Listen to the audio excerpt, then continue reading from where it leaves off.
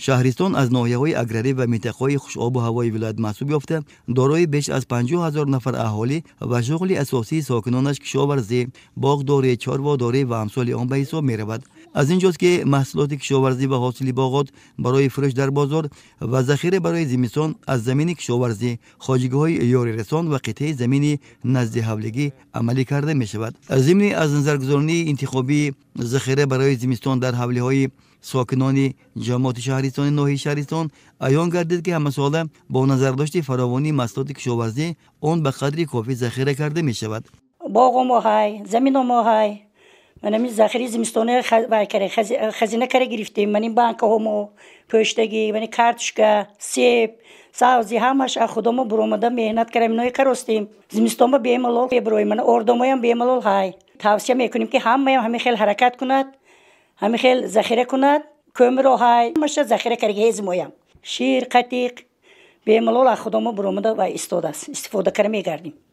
ناحیه شهرستان دارای دو جماعت بوده کلانترین آن جماعت شهرستان است که 29900 نفر اهالی دارد. اهالی ناحیه جهت اجرای دستور سپارش و هدایت‌های پیشوای ملت محترم امام علی رحمان برای ذخیره کافی محصولات کشاورزی و مواد آذوقه همه سال از آخر فصل تابستان آمادگی ها را آغاز کرده تا آخر ماه اکتبر این سمت کار را پر به اتمام می‌رسانند. طبق اطلاع مسئولین جماعت بین اهالی کارهای فهماندهی و تبلیغاتی وسیع به راه مانده شده آن نتیجه خوب را به میان آورد.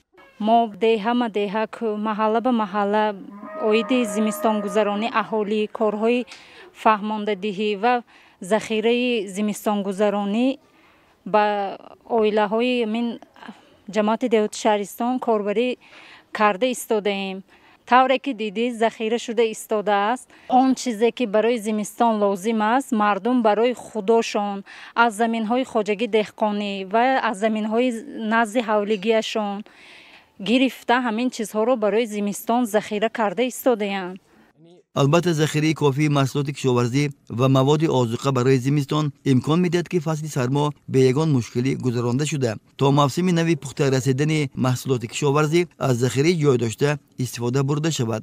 در دهات ذخیره محصولات اساساً در تخم‌ها که فصل گرما و سرما حرارتش معتدل است نگاه داشته می شود. این امکان میدهد که محصولات ذخیره شده در شکل اولش باقی ماند. زمستان گذرانی در کمپوت تیار میکنیم، کاتشکا ذخیره میکنیم، سیبای چینده، گندم ذخیره میکنیم. همین بیامون زمستان به تیاری میبینیم تا اول بهار همین مارس اپریل میرسد. باید تذکر داد که طی سالهای آخر جهت اجرای دستور سپارش و هدایت‌های پیشوای ملت محترم امام علی رحمان در همه شهر و ناحیه‌ها ساکنان ذخیره محصولات کشاورزی و مواد آذوقه را راه‌اندازی نموده با همین شرایط مساعد زمستان گذرانی را به میان آورده ایستادند.